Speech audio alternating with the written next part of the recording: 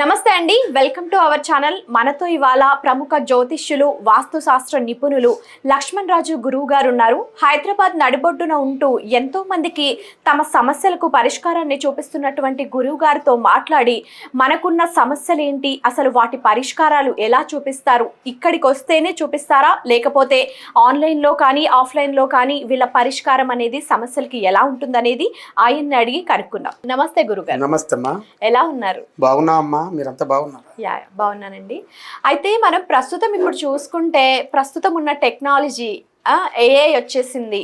ఏది మనుషులతో పని లేకుండా అన్ని పనులు అయిపోయే సిచ్యువేషన్ అనేది మనకు వచ్చింది కదా.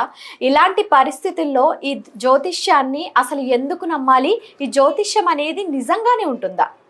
ఈ జ్యోతిష్యం అనేది ఎప్పుడుది కాదమ్మా. ఇక్కడి నుంచి కూడా దేవతల యుతం నుంచి కూడా జ్యోతిష శాస్త్రం ఉంది. శ్రీమన్నారాయణుడే ఒకila మా కాకాశరాజు దగ్గరికి వెళ్ళి జ్యోతిష్యం కూడా చెప్పాడు. అమ్మవారికే చెప్పాడు పద్మావతికి, పలానా టైంలో నీకు శ్రీమన్నారాయణుడు వస్తాడు, నిన్ను మ్యారేజ్ చేసుకుంటాడని. ఇప్పుడు ఇదివరకు సోది అని కూడా పెట్టేవాళ్ళు. ఎరకల సానిలాగా జ్యోతిష్యం కూడా దేవతలు కూడా పోయి చెప్పారు, రాజులకి చెప్పారు. ఈ టెక్నాలజీ అంటే ఈ మధ్యన వచ్చింది. జ్యోతిష్యం అనేది పూర్వయుగం నుంచి ఉంది. భగవంతుడే వెళ్ళి నారాయణుడే చెప్పగలిగాడు కాబట్టి పూర్వం నుంచి వచ్చినట్టు జ్యోతిష్యం ఇది మధ్యన వచ్చింది. టెక్నాలజీ నమ్మిన వాళ్ళు కూడా జ్యోతిష్యాన్ని కూడా నమ్ముతున్నారు. కొన్ని ఇబ్బందుల వల్ల కానీ సమస్యల వల్ల కానీ వచ్చినప్పుడు 10 మందిని కూడా సహకరించగలుగుతున్నారు. ఈ జ్యోతిష్యం అనేది పూర్వీకు నుంచి వచ్చింది. దేవతలు మునుల కానించి కూడా ఇదివరకు మునులు కూడా దివ్య దృష్టితో చెప్పేవాళ్ళు. అది అప్పుడు జ్యోతిష్యం అని తెలియదు, అప్పుడు దివ్య దృష్టి అనేవాళ్ళు. ఇప్పుడు దివ్య దృష్టితో చెప్పేది కూడా జ్యోతిష్యం లాంటిదే. ఇప్పుడు కూడా జరగబోయేది జరుగుతుంది, జరగవలసింది చెప్పేదల్లా జ్యోతిష్యం. అది చెప్పిన అందరికీ వర్తించగలుగుతుంది. కొంతమంది కూడా ఆయురారోగ్యాలతో కూడా ఉండగలుగుతున్నారు.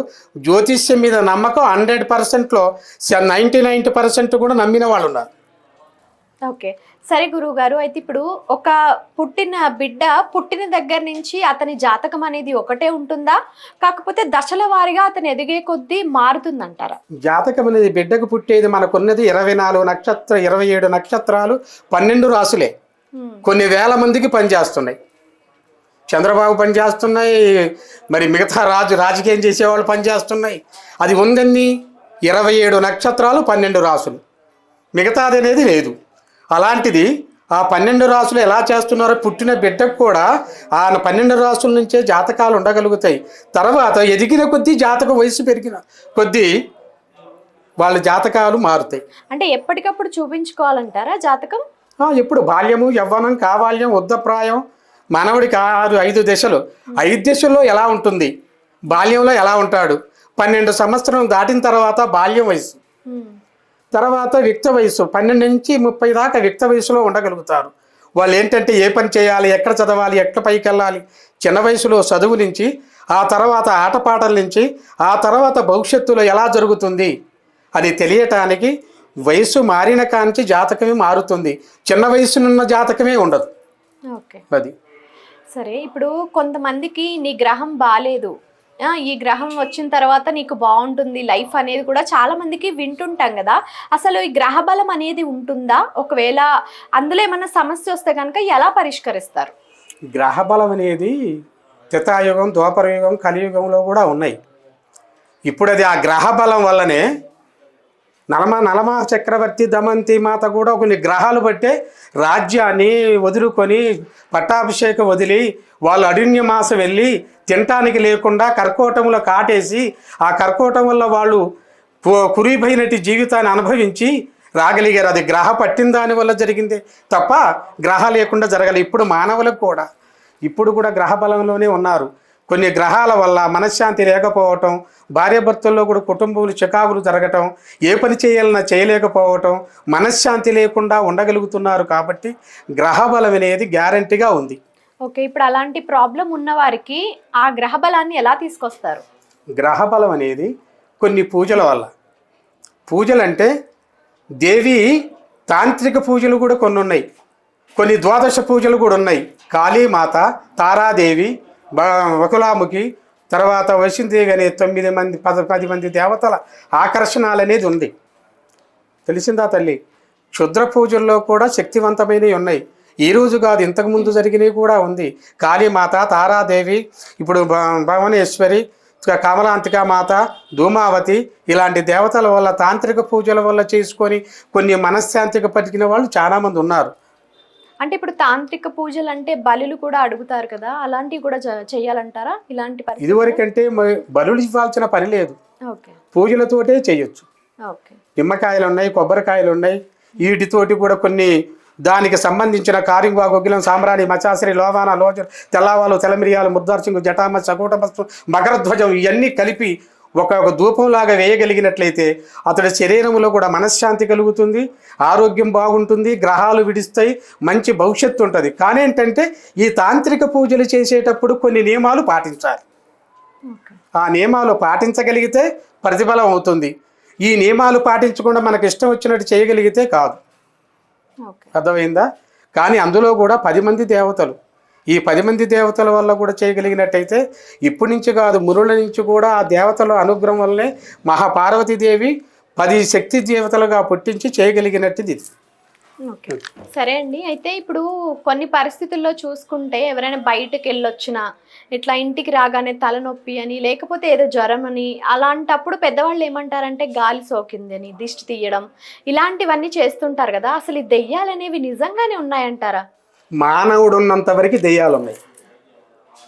ఆ దెయ్యం అనేది మానవ రూపంలోనే రాగలిగాయి, వేరే రూపంగా రావు. మనిషి అనేది కొద్ది రోజుల్లో వృద్ధాప్యాయమై ముసలితనం వచ్చి చనిపోయిన వాడు దెయ్యం కాలేడు. అకస్మాత్తుగా చనిపోవటం, కాల్చుకోవటం, ఉరేసుకోవటం, యాక్సిడెంట్ జరగటం, వాళ్ళకనేది ఆత్మశాంతి లేక ఒక గ్రహాలుగా తయారైపోయి వాళ్ళ ప్రేమ తీర్చడానికి గ్రహాలు పట్టి వేధిస్తూనే ఉంటాయి. మానవుడు ఉన్నంత వరకు దెయ్యాలు గ్యారంటీగా ఉన్నాయి. మానవ ప్రపంచం లేకపోతే ఆ దెయ్యాలే ఉండవు. సరే, ఇప్పుడు ఒక మనిషికి ఒక దెయ్యం పట్టింది అని వాళ్ళకి తెలియాలంటే ఎలాంటి సంకేతాలు ఉంటాయంటారు? దెయ్యం పట్టిన వారికి కొన్ని ఆరోగ్య ప్రాబ్లాలు ఉంటాయి. కాళ్ళు చేతులు ఆగటం, గుండెల్లో దడ, శరీర నీరసం, మౌనంగా ఉండటం, ఎక్కడికో వెళ్లకుండా పోవటం, చిరాకు పట్టడం, ఒక మానసికమని కొన్ని ఇప్పుడు డాక్టర్లు చేశారు. ఇది మానసికం కాదు, ఇంతకుముందు కూడా ఇలాంటి జబ్బులకి పూజలతో, తాంత్రిక పూజలతోటే బాగు చేశారు. ఇప్పుడు మధ్యన డాక్టర్లు వచ్చారు, మానసికంగా మాత్రలు వేస్తున్నారు, నిద్ర మాత్రలు పడుకోబెడుతున్నారు. ఇది పడుకోబెట్టేది ఉండదు. కొన్ని పూజల వల్ల ఆ మనుషులని మనశ్శాంతి చేసి వాళ్ళు విధంగా తిరిగేవాళ్ళు కొన్ని వందల మంది ఇప్పుడు కొంతమంది ఉన్నారు. కొంతమందికి చేశాము, నా వయసు 63 సంవత్సరాలు. కొంతమంది అదంతా మా వల్ల కదా, అంతా అమ్మవారు ఆ దేవి అనుగ్రహం వల్ల, తాంత్రిక పూజ వల్ల, సమ్మక్క సారక్క, కనకదుర్గ, కాళీమాత వల్ల, ఆ దేవి అనుగ్రహం చాలా మంది బాగుపడ్డారు తల్లి. సరే అండి. అయితే ఇప్పుడు మనం కొన్ని అంటే మారుమూల గ్రామాల్లో అది చూసుకుంటే కనుక చేతబడి అనేసి చెప్పేసి అంటూ ఉంటారు. నిజంగానే అంటే మనం సినిమాల్లో చూడడమే తప్ప నిజంగా చేతబడి అనేది ఉంటుందా? ఒకవేళ ఉంటే ఆ ప్రాసెస్ అనేది మీకు వస్తుందా? ఒకవేళ చేతబడి చేసిన వారు ఎవరైనా ఉంటే వారికి మీరు అంటే ఆ చేతబడి తీసేయడం లాంటివి ఏమైనా చేశారా? ఇంకోటి ఏంటంటే చేతబడిలో ఇంతకుముందు చాలా నుంచే ఉంది అది. ఈ సినిమాలు, డ్రామాలు వచ్చిన కానీ ఇంకెక్కువ ఇది. చేతబడి అంటే అది ఎట్లుంటుందో ఎవరికి తెలియదు. ఇప్పుడు ఆ చేతబడి అంటే ఇలా ఉంటుంది, ఇలా బొమ్మలు వేయాలి, ఇలా చేయాలని అక్కడ ఎట్లా జరుగుతుందో అట్లా సినిమాలోను, నాటికల్లోనూ ఇలా చూపించగలుగుతున్నారు. ఇంకొకటి చేతబడి ఉంది, చేతబడి ఉంది. ఇంకోటి ఏంటంటే ఇదివరకు మునులు ఒక శాపం వచ్చినప్పుడు మంత్రించి నీళ్లు చల్లితే అది కుక్కగానో, గొడ్డుగానో, పాముగానో మారిపోతుంది. అప్పుడు చేతబడి పేరు లేదు, శాపం అనేది ఉంది. అదే శాపం లాంటిది అది చేతబడిగా మార్చారు. ఇప్పుడు చేతబడి అనేది ఒక వ్యక్తి గురించి చేస్తున్నారు. కానీ ఈ తాంత్రిక పూజల వల్ల చేసినవి ఉన్నాయి. అర్థమైందా తల్లి? కాళీమాత, తారాదేవి, త్రిపుర సుందరి, త్రిపుర భైరవి, మాతంగి, చిన్నమస్త, ధూమావతి, అమ్మ బకుళాముఖి, రాజేశ్వరి, ఈ యొక్క కమలాంతిక మాత అనేది ఈ 10 తాంత్రిక పూజలే. ఈ పూజల వల్ల దుష్ట శక్తులు అనేది అమ్మవారు ఎత్తి ఆ దుష్ట శక్తులను నాశనం చేశారు. కనుక ఇప్పుడు కొంతమంది క్షుద్ర పూజ చెడు కోసం చేసేవాళ్ళు చాలామంది ఉన్నారు, దానికి విరుడు చేసేవాళ్ళు కూడా కొంతమంది ఉన్నారు. ఇప్పుడు చేతపడి పరంగా ఉన్న వాళ్ళకి నేను 100% గ్యారెంటీ ఇస్తాను, తగ్గుతుంది. అంటే ఇప్పుడు చేతబడి చేసిన వాళ్ళకి కూడా ఆరోగ్య సమస్యలు ఇలాంటివి ఉంటాయంటారా? చేతబడి చేసిన వాళ్ళకి ఆరోగ్యం బాగుండదు, పిచ్చి పిచ్చిగా తిరగటం, మనస్థిమితం లేకుండా పోవటం, భార్యాభర్తలు పిల్లలు కుటుంబం మీద ఉండదు, వాళ్ళు మౌనంగా ఆలోచించగలగటం, ఆహారం మీద అనేది ఇంట్రెస్ట్ లేకుండా పోవటం, వాళ్ళు ఎక్కడికో వెళ్ళిపోవాలనిపించడం, చేతబడిలో 100 రకాలుగా చేసేవాళ్ళు ఉన్నారు. ఒకటే ఉండదు, పక్షవాతంగా పెడతారు, ఆ యాక్సిడెంట్ కూడా పెడుతున్నారు. ఇప్పుడు మనం ఆ టైం బాగలేదు, మన యాక్సిడెంట్ జరిగిందిలే అని మనం అనుకుంటాం, కాదు, కొన్ని గ్రహాల వల్ల అలా చేయగలుగుతారు. పక్షవాతంగా చేస్తారు, పిచ్చివాడిని కూడా చేసేవాళ్ళు కొంతమంది తయారయ్యారు. ఏంటంటే దడ మనశ్శాంతి లేకుండా భార్యాభర్తలు విరోధం అవుతట్టుగా ఏ పని చేసినా ముందుకు వెళ్లకుండా కూడా చేసేవాళ్ళు కొంతమంది ఉన్నారు. అలా చేసిన వాళ్ళకి మేము కరెక్ట్గా ట్రీట్మెంట్ ఇచ్చి వాళ్ళు ఈ విధంగా ఉండగలిగితే బాగుంటుందని ఇప్పుడు కొన్ని 100 మందికి కూడా మేము చేయగలుగుతున్నాం. అమ్మవారి దయ వల్ల బాగుంటుంది, మేము బాగు చేయగలుగుతాం. కానీ ఆ శక్తికి అనేది ఉండగలిగినట్టే గ్రహాలు అనేది మేము చేసిన పూజలకి వాళ్ళకి చెప్పిన నియమములకి పాటించగలిగితే 100% కూడా ఉంది. ఇప్పుడు అమ్మవారి దయ వల్ల చాలా మంది కూడా ఇక్కడికి, నేను 40 ఏళ్ళ నుంచి ఈ ఆఫీసు పెట్టాను, ఈ 40 ఏళ్ళ నుంచి కూడా నాకు చాలా చేయించుకున్న వాళ్ళు చెప్పుకొని ఇక్కడికి వచ్చి బాగుపడుతున్నారు. ఆ దేవి ఆశీస్సు వల్ల నాకు తెలిగిన సహాయం చేస్తూనే ఉన్న జనాన్ని. ఓకే, సరే అండి. ఇప్పుడు మాటల్లో మాట వచ్చింది కాబట్టి ఇప్పుడు భార్యాభర్తల సమస్యలు, ఇప్పుడు ఎక్కడ చూసుకున్నా ఇప్పుడు ఒక ఊరు ఉందనుకోండి, ఆ ఊర్లో 100 మంది ఉంటే 70 మందికి కూడా ఈ సమస్యలే, భార్యాభర్తల మధ్య ఏదో ఒక గొడవలు, అది ఎందుకు వస్తున్నాయో తెలియదు, మనశ్శాంతి లేకపోవడం, ఇలాంటివన్నీ జరుగుతాయి కదా. అలాంటి వారికి మీరు ఎలాంటి పరిష్కారాలు ఇస్తారు? అంటే ఒక్కొక్కరికి ఒక్కొక్క సమస్య ఉంటుంది కదా, అది మీరు ఎలా తెలుసుకుంటారు, దానికి ఎలా నివృత్తి చేస్తారు? ఇంకోటి ఏంటంటే భార్యాభర్తల సమస్య అనేది విడాకుల దాకా కూడా వస్తున్నాయి కొన్ని. ఇంకోటి వాళ్ళకు పెళ్లి చేసుకొని 1 ఇయర్ కాదు, ఒక 2 నెలల్లోనే విడిపోతుంటారు, లేదా బిడ్డల వల్లనో విడిపోతుంటారు, కొన్ని లేనిపోని ఆలోచన వల్ల విడిపోతుంటారు. మనసు అనేది స్థిరం లేకుండా కూడా అవుతుంది. ఒకరి మాట ఒకరు వినరు, భర్త మాట భార్య ఎందు, భార్య మాట భర్తకి వినకుండా ఇలాంటి సమస్యల్లో చాలా తికమక పడుతూ ఉంటారు. అదేంటంటే దాన్ని చేయగలగచ్చు. అందులో అచాడి పిచాడని 2 గ్రహాలు ఉంటాయి. అవి 2 అనేది ఒకరిని పట్టించనివ్వదు. భర్త మాట అనుకో, అది మంచి మాట అయినా పెద్ద మాటగా మారిపోతుంటుంది. ఒకరి మీద ఒకరి ద్వేషాలు పెంచుకొని ఉంటారు. అవి కొన్ని గ్రహాల వల్ల జరుగుతుంది. ఇదివరకు ఏంటంటే ఒక పిల్లలైన తర్వాతను కొంచెం వరకు దూరం అయ్యేవాళ్ళు, పెళ్లి చేసుకోగానే ఇప్పుడు సినిమా యాక్టర్లు కానీ, రాజకీయంలో ఉన్న వాళ్ళు కానీ, కుటుంబ సమస్యలు కానీ, పెద్ద ఆఫీసర్లు కానీ, లాయర్లు చెప్పే వాళ్ళు కూడా విడిపోతున్నారు ఇప్పుడు. ఎందువల్ల? ఇదంతా కళ్ళయుగం, ఇదంతా పిచాచి గ్రహాలు తిరిగే బ్రహ్మంగారు చెప్పినట్టుగా సమస్యలు ఏర్పడుతున్నాయి. ఇది మన కల్చర్ ఏంటంటే ఒక భార్య ఒక భర్తగా ఉండేవాళ్ళు. అమెరికా, లండన్, రష్యా ఆ దేశాలంటే వాళ్ళంతా కామన్. మన పద్ధతి కాదు. మన పద్ధతిలో ఒక భార్య ఒక భర్తగా ఉండే వాళ్ళకి ఇప్పుడు ఏంటంటే విడాకులు అనేది ఎక్కువ తయారైపోయినాయి. మనస్పర్ధలు లేకుండా, ఒకరొకరి మాట వినకుండా పోవటం, అత్త మామకు కానీ, మామ అత్తకు కానీ, కోడలికి మర్దులు కానీ వీళ్ళు కానీ ఇలాంటి గిట్టకుండా అందులో ఒక ఏదో వాళ్ళ మనస్సులో భావాలు ఏర్పడి కానీ కావాలని చేయరు. వాళ్ళలో కొన్ని దుష్టగ్రహాలు ఆవరించటం వల్ల ఆ కాపురం నుంచి విడిపోవటం, కొంతమంది చావటానికి కూడా తయారవుతున్నారు.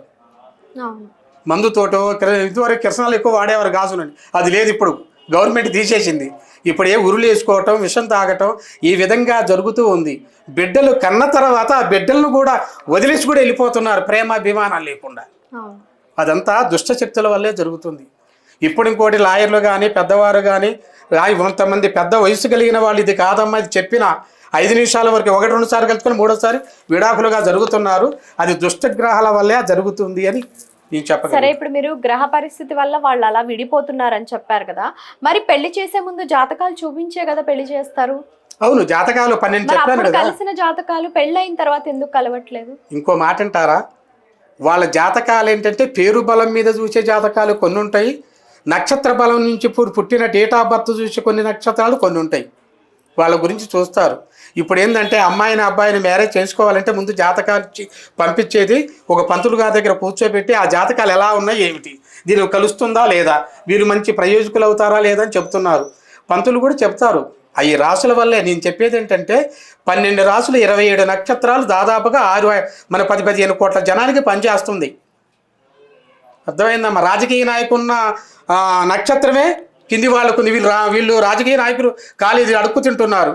ఏంటంటే ఆయన దిశబలం, విధిరాత, విధి ఫలంగా అలా ఉంటుంది. కాబట్టి ఇది ఏంటంటే జాతక ఫలంతో కలిగింది కాదు. అది అన్నీ ఏమిటంటే వీళ్ళ మనస్తత్వాలు కూడా కొన్ని మారిపోతాయి. మనస్తత్వాలు ఎలా మారుతాయి? మనసులో కొన్ని కల్చర్ చూసి కూడా కొంతమంది మారిపోతున్నారు. దాంట్లో కూడా కొన్ని గ్రహాల్లాగానే సంచరిస్తున్నాయి. కొంత చెబితే చెడిన వాళ్ళు కొంతమంది, చెప్పక కూడా చెడిన వాళ్ళు కొంతమంది. చెప్పక చెడినవాడు హరిశ్చంద్రుడు. బాబు ఆయన కవర్ చెప్పలే, ఆడే మాట తప్పకుండా అడిగింది ఇచ్చాడు ఆయన. దుర్యోధనుడు ఉన్నాడు, బాబు వాళ్ళకి ఐదు ఊళ్ళు ఇవ్వండి పాండవులకి, మీరు మిగతాదంతా మీరే ఏలుకొని రాని చెప్పినా కూడా వినకుండా మొత్తం వాళ్ళ ప్రాణాలకే చేసుకున్నారు. అలాంటి వినే వాళ్ళు ఉంటారు, వినని వాళ్ళు ఉంటారు. ఇలాంటి సమస్యలు కూడా కొంచెం గట్టిగా పరిష్కరించుకోవాలి. కొన్ని గ్రహ బలం వల్ల జరుగుతాయి, కొంత బుద్ధి బలం వల్ల జరుగుతాయి. కొన్ని ఏంటంటే వాళ్ళకు కొంచెం చిరాకులు పడి వేరే కొంచెం మనస్సులో ఉంచుకొని కూడా చెప్పకూడదు. అది ఆ దృష్టి వల్ల కూడా కొంతమంది జరుగుతాయి. అవి ఏంటంటే జాగ్రత్తగా కొంచెం శాంతి చేసుకుంటే చాలా వరకు 100%లో 75% కూడా అట్లా బాగుపడ్డోళ్ళు చాలామంది నా దగ్గరకు వచ్చారు. ఓకే, సరే. ఇప్పుడు భర్త భార్య ఇద్దరు సంపాదించినా కూడా కొంతమంది దగ్గర డబ్బు నిలవదు. అంటే ఒక పక్క సంపాదన వస్తున్నా అది అలానే వెళ్ళిపోతుంది బయటికి. సో అలాంటి వాళ్ళకి పరిష్కారం ఏంటి? వాళ్ళు సంపాదించింది ఎలా నిల్వ చేసుకోవాలి? ఇంకోటి ఏంటంటే ధనము సంపాదించి భార్యాభర్తలు ఇద్దరు కష్టపడి కూడా వాళ్ళు సంపాదన చేయగలిగితే డబ్బు నిలవదు, మనశ్శాంతి ఉండదు. ఎంత సంపాదించిన ఇప్పుడు ఏంటంటే 9 నవగ్రహాలలో శని, రాహుకేతువు, శని గ్రహాలు కొన్ని ఉంటాయి. ఆ గ్రహాల వల్ల వాళ్ళు ఎంత సంపాదించినా కూడా ఖర్చులే కానీ మిగలదు. వీళ్ళు తెచ్చిన 10 లక్షలు తెచ్చి ఇంట్లో పెట్టిన 6 నెలల్లో మళ్ళీ 5 లక్షలు బాగా చేస్తూనే ఉంటారు, ఉన్నాయి పోని. ఇంకోటి ఏంటంటే ఇప్పటికి ధనం నిలకపోవడం, జనదృష్టి, గృహదృష్టి, వ్యాపార దృష్టి, కనుదృష్టి దోషాలు కూడా కొన్ని ఉంటాయి. ఇప్పుడు ఒక పసిబిడ్డకి స్నానం చేసి కూర్చోబెడతారు, బొగ్గన చుక్క పెడతారు, అందం కోసం పెట్టరు, ఆ బిడ్డకి దిష్టి తగలకుండా.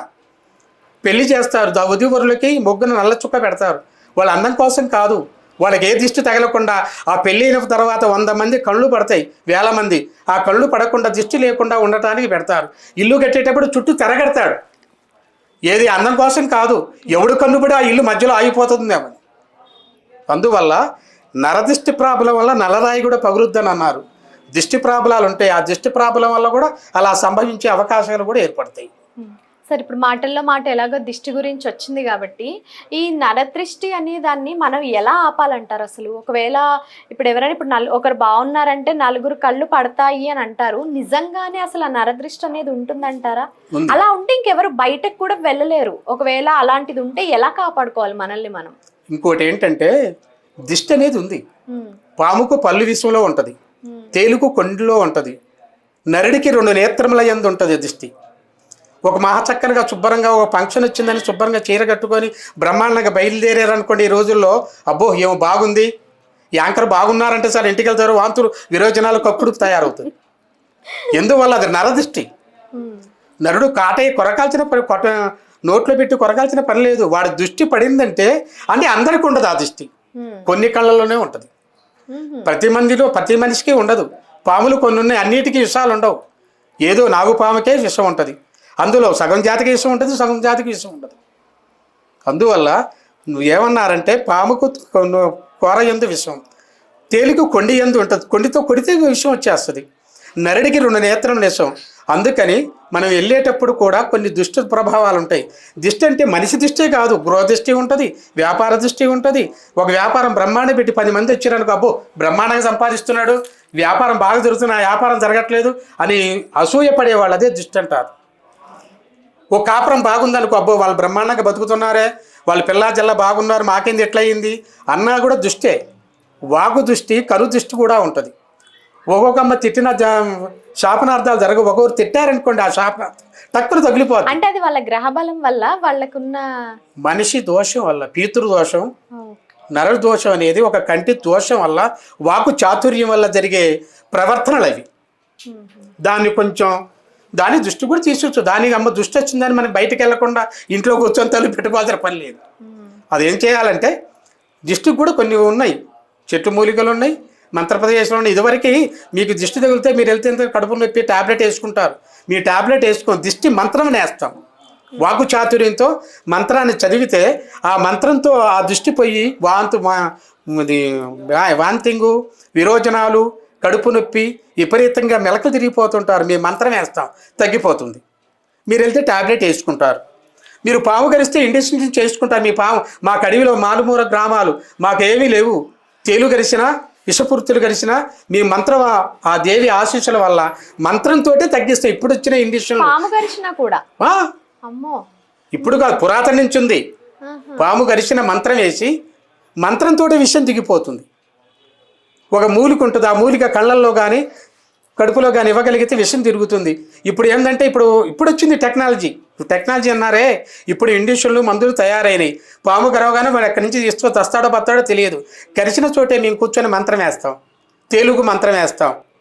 మంత్రంలో కొంతమంది ఏమంటారంటే టెక్నాలజీ పెరిగి మంత్రం ఏముంది అదంతా వాళ్ళు 100 మంది కాలేజీకి వెళ్తే అందరికి ఫస్ట్ ర్యాంకులు రావు, ఒకరికిద్దరికే వస్తాయి, లేదా 3వ ర్యాంక్ అనేది వస్తుంది. ఫస్ట్ ర్యాంకు రావాల్సింది ఒకరికిద్దరు, ఫస్ట్ సెకండ్ థర్డ్. మిగతా ఇక 10,000 ర్యాంకులు 5,000 ర్యాంకులు వస్తాయి. ఫస్ట్ ర్యాంకులు రావాలంటే దాని విద్యను బోధించిన వాడు దైవశక్తి కలిగిన వారికే వస్తాయి. మీరు ఇంకా ఎప్పటికైనా మా మూరల నుంచి ఇప్పటికైనా మేడారం ఉన్నాం, అక్కడి నుంచి వరంగల్ రావాలంటే మధ్యలో చచ్చిపోతాడు. ఆ వరంగల్ అక్కడైనా మేము మేడారంలోనే మేము వచ్చే తాంత్రిక పూజలతోటి పాము మంత్రం వేసేసి ఆ మనిషిని ఆ రోజుల్లో నిద్రపోకుండా ఉంచగలుగుతాం. తెల్లారితే బ్రహ్మాండంగా తిరగలుగుతాడు. అలాంటి మంత్రం అనేది ఉంది. అది ఈ రోజులు కాదు. ఇప్పుడు కొంతమంది చదువుకొని మంత్రాలు తంత్రాలు ఎలా ఉన్నాయి ఎట్లా వస్తున్నాయి అనుకుంటే అడిగేవాళ్ళే తప్ప మంత్రశక్తి పూర్వీకుల నుంచి కూడా ఉంది. దానివల్ల కొంతమంది బాగుపడే వాళ్ళు ఉన్నారు. కొంతమంది మంత్రశక్తిని ఇది టెక్నాలజీ తీసేసిన వాళ్ళు కూడా దానికోసం వచ్చిన వాళ్ళు కూడా కొంతమంది ఉన్నారు. అలా జరుగుతూ ఉంది. ఓకే సరే అండి. ఇప్పుడు అష్టదిగ్బంధనం అంటే అసలు ఏంటి? నేను దీని గురించి విన్నాను కానీ అసలు అదేంటో కూడా తెలియదు. ఒకసారి దాని గురించి చెప్పండి. అష్టదిగ్బంధనం అంటే ఒక ఇంటికి వాస్తు ఉంటుంది. వాస్తు అంటే తూర్పు ఈశాన్యం, ఉత్తర ఈశాన్యం, తూర్పు ఆగ్నేయం, దక్షిణ ఆగ్నేయం, ఇటుపోతే దక్షిణ నైరుతి, పడమట నైరుతి, ఇది పడమట వాయువు, ఉత్తరం వాయువు అని ఇలాంటి 8 మూలలు ఉంటాయి. ఈ 8 మూలలో అది ఇంటికి అష్టదిగ్బంధన అంటారు. కొన్ని వస్తువులు ఉంటాయి, నవధాన్యాలు మిరియాలు, దానితో బంతరించి బంధన చేస్తే ఆ ఇంట్లో దుష్ట శక్తులు రావు. ఒకటి. రెండవది వ్యాపార బంధన అంటారు, గ్రహ బంధన అంటారు. గ్రహాన్ని కూడా బంధించటానికి దాని కొన్ని వస్తువులతో దాన్ని మంత్రించి కట్టుకడితే అది ఆ బంధన అష్టబంధన అయిపోతుంది. అది ఎక్కడికి కదలదు. అది మంత్రంతో కట్టుకట్టేది. మనిషిని తాడుపెట్టి కట్టేస్తాం, దాని మంత్రంతో బంధన చేయగలుగుతాం. కాబట్టి దానివల్ల అష్ట దిగబంధన అంటారు, వ్యాపార బంధన అంటారు, మరి వాస్తు బంధన అంటారు, కుటుంబ బంధన అంటారు. ఇలాంటి కొన్ని సమస్యలు జరగకుండా బంధన అనేది ఎటుపోకుండా అది ఆపేసేది. కొన్ని దుష్ట శక్తులు ఉన్నాయి, అవి వెళ్ళిపోవాలి, అవి మళ్ళీ రాకుండా బంధన చేయాలి. బంధన చేయాలంటే దానికి కొన్ని సామాను ఉంటుంది. ఆ సామానుతో మంత్రించి అక్కడ చల్లిన ఒక యంత్రబీజ అనే పంచాక్షరి యంత్రాన్ని ఆ ఇంటి ముందు ఉంచిన దానికి చేయగలిగితే ఆ అష్టబంధనవి ఎలాంటి దుష్ట శక్తులు ఆ ఇంటిలోకి రాకుండా ఉండగలుగుతాయని దానికి బంధన అంటారు. ఓకే. ఇప్పుడు ఈ మన వీడియో ఏదైతే చూస్తున్నారో ప్రతి ఒక్కరికి కూడా ఒక డౌట్ వస్తుంది ఈ వీడియోకి. ఏంటంటే ఇప్పుడు ఒక ఇల్లు ఉందండి, ఆ ఇంటికి ఒక ఓనర్ ఎక్కడో ఉంటాడు. ఇప్పుడు ఈ ఇంటికి రెంట్ వాళ్ళు మాత్రమే ఉంటున్నారు. ఇప్పుడు వాళ్ళకి ఏమన్నా ఇష్యూ ఉంటే ఆ కిరాయి ఇంట్లో ఏదైతే ఉంటారో అందులో కూడా ఇవన్నీ చేసుకోవాలా? అది వీళ్ళకి వర్తిస్తుంది అంటారా? ఇంకోటి ఏంటంటే కిరాయిలో చేసుకోవాల్సిన పని లేదు. ఓకే. ఓనర్ ఉన్న వాళ్ళకే చేసుకోవాలి. ఇంకోటి ఏంటంటే వాస్తుపరంగా దాంట్లో 4 మూలలు తూర్పు ఉత్తర ఈశాన్య దక్షిణ భాగాలు కూడా కరెక్ట్గా ఉండి ముక్కోణాలు కట్ చేసి చేసినవి కూడా అన్ని విధానాలు బాగు చేసిన ముహూర్తం పెట్టే టయాలు కూడా కొన్ని బాగుండకుండా పోవటం వల్ల ఇంట్లో జరుగుద్ది. ఇప్పుడు ఏంటంటే కిరాయికుండే వాళ్ళు మాత్రం పూజలు వాళ్ళ వరకు చేసుకోవాలి. ఆ గృహానికి వాస్తుకి బంధానికి అవసరం. కానీ కొన్ని ఇళ్లలోకి వెళ్తే మేము ఇంట్లోకి వచ్చిన కాంచి మాకు కలిసి రావట్లేదు, మాకు ఇంట్లోకి వస్తే ఆరోగ్యం బాగోట్లేదు అని కూడా చెప్తూ ఉంటారు కదా. ఆ ఇల్లు మరి ఇంకో ఇంటికి వెళ్ళండి, అంతేగాని సొంత ఇల్లు అయితే చేసుకోవాలి. అది సొంత ఇల్లు అయితే మనం మార్చలేం కాబట్టి దాని కష్టబంధం ఇంటికి పూజ చేసుకోవాలి. కిరాయికి ఉండిన వాళ్ళు వాళ్ళ ఇల్లు తర్వాత ఇంకో ఇంటికి వెళ్ళగలుగుతారు కాబట్టి వాళ్ళతో కిరాయిలలో ఉండవలసిన వాళ్ళు పూజలు చేయాల్సిన పని లేదు, ఆ ఇంటికి శాంతి చేయాల్సిన పని లేదు. వాళ్ళకి ఎక్కడ బాగుంటే అక్కడికి వెళ్ళాలి. ఇల్లు కూడా పేరు బలాన్ని బట్టి కూడా మారుతారు. గృహాలు ఉంటాయి, అంటే తూర్పు ఉత్తర దక్షిణ భాగాల్లో కొన్ని ఉంటాయి. కొందరికి తూర్పు భాగం మంచిదని మన అందరం అనుకుంటాం, కొంతమందికి వర్తించదు, ఉత్తర భాగం వర్తిస్తాయి. కొందరు దక్షిణ భాగం మంచిది కాదంటారు, కొంతమంది పేరు మీద దక్షిణ భాగంలో పనిచేస్తాయి. కావర్గం, దావర్గం, చావర్గం, మావర్గం, టావర్గం అని కొన్ని వర్గాలు ఉంటాయి. ఆ వర్గాల ప్రకారంగా ఆ సింహద్వారాలను బట్టి ఆ ఇల్లు ఉండగలిగితే ఆ ఇల్లుకు శ్రేయస్కరంగా అవుతుంది. ఇంకొకటి ఇల్లంతా వాస్తుపరంగా బాగానే ఉంటుంది. కొంతమంది ఏం చేస్తారంటే కొన్ని చేసిన తిథులు బాగలేకపోతే ఆ ఇల్లు కట్టిన యజమానికి కూడా దెబ్బ తగులుద్ది. ఆ ఇల్లు కలిసి రాకపోవటమో, కిరాయి రాకుండా పోవటమో, లేకపోతే వాళ్ళకే కొంచెం ఇబ్బందులు జరగటమో, లాస్ట్కి ఆ ఇల్లు అమ్ముకొని పోవటమో అలా జరుగుతాయి అలాంటి సమస్య. సరే అండి, ఇప్పుడు జ్యోతిష్యం పేరుతోటి బయట చాలా మంది మోసగాళ్ళు ఇట్లా ఎన్నో మోసాలు చేయడానికి రెడీగా ఉన్నారు కదా, ఇప్పుడు అలాంటి వాళ్ళని మీరు ఎలా ఎదుర్కొంటారు? మోసం చేసే వాళ్ళని ఎవరు క్షమించరు. మోసాలంటే దీంట్లో జరుగుతున్నాయి, బయట జరుగుతున్నాయి, వ్యాపారంలో జరుగుతున్నాయి, కొన్ని విషయాలు చాలా జరుగుతున్నాయి. ఒకసారి జరిగితే ఆ మనిషిని ఎవరు దగ్గరికి రానివ్వరు. మోసం అనేది వద్దు. ఇంకోటి నేను చెప్పాను కదా ఇందాక, అందరికి వెళ్తే అందరు ఫస్ట్ ర్యాంకులు రావని. ఇది అతి విద్య నేర్చుకునే వాడికి అసలు మోసం చేయాల్సిన పని లేదు, విద్యలో ఉండేవాడికి చేయాల్సిన పని లేదు. ఇంకోటి అంటే మోసాలంటే ఇది తెలిసి తెలియని వాళ్ళు చేస్తారు, ఆ తప్పులు వాళ్ళది, మనకు సంబంధం. ఒకరికి మాట వచ్చిందంటే అప్పుడు అందరికి వస్తుంది. జ్యోతిష్యంలో తప్పు చేశారు అంటే వీళ్ళందరూ అలాంటి వాళ్ళే అనుకుంటారు, కానీ అందరు అలా ఉండరు. ఎవరు విద్యను బట్టి వాళ్ళు ఉండగలుగుతారు, చేసిన వాళ్ళే అనుభవించగలుగుతారు. మనకుంది, మన దగ్గరకు వస్తున్నారు, బాబు ఇది చేసుకో, ఇది బాగుంటావు, ఇది నీకు ఇష్టమే చేయించుకో, లేకపోతే వెళ్ళిపోమని చెప్తాను. నా వరకు మోసం చేయాల్సిన పని లేదు. నీకు కావాలంటే చేయించుకో, లేకపోతే వెళ్ళిపో. నేనే గొప్పవాడిని కాదు, భగవంతుడు పైన ఉన్నాడు. ఎవరి కర్మ ఎలా తీర్చాలో ఆయన మనకు దారి చూపించగలుగుతాడే తప్ప ఇలాంటి మోసగాలు అనేది ప్రపంచంలో చాలా కొన్ని జరుగుతున్నాయి. అన్ని రంగాల్లో మోసాలే జరుగుతున్నాయి, కానీ అందరికి వస్తుంది ఆ మాట. అది రాకుండా కూడా కొంచెం జాగ్రత్త పడితే మంచిది. ఓకే గురుగారు, ఇప్పుడు మనకి లోకల్గా ఉన్న వాళ్ళైతే మీ దగ్గరకు వచ్చి వాళ్ళ సమస్యను చెప్పడం, పరిష్కరించుకోవడం చేయగలరు. కానీ ఇప్పుడు విదేశాల్లో ఉన్న వాళ్ళకైతే వాళ్ళు ఇక్కడికి రాలేరు. అలాంటి వాళ్ళకి మీరు ఎలా పరిష్కారం చూపిస్తారు? వాళ్ళు ఏంటంటే మనకి ఇక్కడ తెలిసిన వాళ్ళు, ఇక్కడ ఏది ఇప్పుడు తమిళనాడు, బెంగళూరు, చిత్తూరు, నెల్లూరు, ప్రకాశం, ఒంగోలు, విజయవాడ, కాకినాడ, రాజమండ్రి, ఏరు, బందరు, గుడివాడ, ఇటంతా మన వాళ్ళంతా హైదరాబాద్ వాళ్ళంతా విదేశాలు వెళ్తారు. ఇది గురువుగారు మంచూరని మన ఫోన్ల ద్వారాగా సంపాదిస్తారు నన్ను. వాళ్ళు నా దగ్గరికి రారు. అది ఎప్పుడు నైట్ 9 గంటల తర్వాతనే నాకు ఫోన్లు చేస్తారు. గురువుగారు ఇలా ఉంది, ఎలా చేయాలి అని అడిగితే, అది కాదమ్మా ఇలా చేసుకోండి, ఇలా పూజ చేయండి, ఇలాంటి బాగుంటుందని చెప్తుంటారు. అంతకే మన కోసం ఉంటూ ప్రత్యేకంగా మన దగ్గరికి రారు. ఇక్కడ ఉన్నోళ్ళు కాబట్టి మనకి ఇంగ్లీష్ రాదు, తెలుగే. తెలుగు వాళ్ళు ఉన్న వారికి మనకి ఇక్కడ ఉన్నోళ్ళు మీరున్నారు, పరిచయం అయ్యారు, రాజుగారు బాగున్నారు, ఎలా ఉందండి మాకు ఈ సంవత్సరంలో జాతకం అంటే, ఇలా ఉందమ్మా, ఇలా చేసుకోండి, ఇలా పూజ చేసుకోండి, బాగుంటుంది అని మనం చెప్పగలుగుతాం. ఇప్పుడు ఎవరైనా దూరం నుంచి వచ్చిన వాళ్ళకి ఒక సమస్య అని వస్తే మీరు ఎన్ని రోజుల్లో పరిష్కారం చూపించగలరు వాళ్ళకి? గ్రహాలు కొద్ది చెన్నై అయితేనే 2-3 రోజుల్లో అయిపోతాయి. మా దగ్గర ఉండాల్సిన పని లేదు, చెప్పి పంపించగలుగుతాం. కొంతమంది చెన్నై అయితే 1-2 రోజులు, 5 రోజులు అయిపోతుంది. కొంచెం ఏదన్నా కొంచెం ఆరోగ్యంగా పాపలో ఉంటే 11 రోజులు, 21 రోజులతో అనుకున్న పనులని సవ్యంగా చేసేస్తాం. సరే గురుగారు, మీరు ఇప్పటిదాకా మేము అడిగిన ప్రశ్నలన్నింటికి కూడా చాలా ఓపిక్గా మాకు నివృత్తి చేశారు. అయితే ఇప్పుడు నాకు లాస్ట్ ఒక చిన్న క్వశ్చన్, ఇప్పుడు మీరు లైవ్ లో నా జాతకం చెప్పగలరా? చెప్పగలుగుతాను. మీ పేరేంటి? మౌనిక. నువ్వు జన్మస్థలం? నిజామాబాద్. మౌనిక, జాతక వెలుగు మంచిది, అదృష్ట జాతకురాలి. ఇప్పటికి కూడా నీ జీవితంలో ఏది పట్టుదల పడితే అది సాధించగలుగుతావు. కానీ అమ్మా నాన్న గర్భంలో పురిటిలోనే నీకు మరణ సమయం రావాల్సి తప్పుకున్నావు. అనారోగ్య ప్రాబ్లం వల్ల. కాకపోతే మీ ఇంటికి వెళ్ళి మీరు వాళ్ళని అడగండి. కానీ మౌనిక, జన్మస్థానం వెలుగు ప్రయోజనం గట్టిదే. ఒకరిని కించపరచవు, విద్యను కూడా సాధించుకొచ్చేసావు. కానీ నీ కళ్యాణం కూడా మంచిదే, దైవ సంకల్పంగా. మీ వారు కూడా పర్వాలేదు. మీ కుటుంబంలో 2 సంతానం ఉండాలిగా. పెద్ద సంతానం పేరేంటి? జతిన్. అమ్మాయా? అబ్బాయి. వయసు ఎంత? ఇప్పుడు 9 ఏళ్ళు. జన్మస్థానం ఎక్కడ పుట్టాడైనా? నిజామాబాద్. కానీ నిజామాబాద్లో జన్మించాడు. ఈ బాబు మాత్రం కొంచెం స్పీడ్ తక్కువ, చదువులో ముందుకు వెళ్ళగలుగుతాడు, మౌనంగా ఆలోచన చేయగలుగుతాడు. గవలేయండి, నీ ఇష్టదైవాన్ని నమస్కారం చేయండి, 2 చేతులతో కలిపేయండి. ఫస్ట్ టైం వేస్తున్నాను. ఏం పర్లేదు. జై సమ్మక్క సార. 1 3 3 4 5 6 7 8 అష్టలక్ష్మి వచ్చిందమ్మా నీకు. ధనప్రాప్తి బాగుంది. మంగళవారం, శుక్రవారం డబ్బులు ఒకరికి ఇవ్వద్దు. అలా ఇవ్వగలిగినట్టయితే నష్ట జాతకంలో పడతావు, అంటే నీ లక్ష్మి వెళ్ళిపోతుంది. బ్లాక్ వస్త్రం ఎక్కువ ఇష్టం నీ, అవునా కదా? బ్లాక్ని ఎక్కువ ధరించకూడదు. ఉన్నవి వాడుకో, ఒకే మ్యాచింగ్ వేసుకోవద్దు. ఉన్నవి వాడుకొని ఒకే మ్యాచింగ్ వేయకూడదు. ఒకే మ్యాచింగ్ అంటే మామూలుగా ఏ కలర్ అయినా కానీ సేమ్ వేయకూడదు. ఒక బ్లాక్ ఒకటే, మిగతా కలర్ అన్నీ వేసుకో. Okay okay. ఒక బ్లాక్ ఒకటే మీరు వేసి ఇవ్వకూడదు, అది ఎక్కువ ఇంట్రెస్ట్ కూడా పడతావు నువ్వు. ఓకే. అది మాత్రం వేయకుండా ఉండాలి. దైవస్థానం గట్టిదే. మీ వారు కూడా లక్ష్మీపుత్రుడే. ఏం చేస్తుంటారు మీ వారు? సాఫ్ట్వేర్. ఎలుగు మంచిది, కానీ నీ డైరెక్షన్ మీద నడుస్తాడు ఆయన.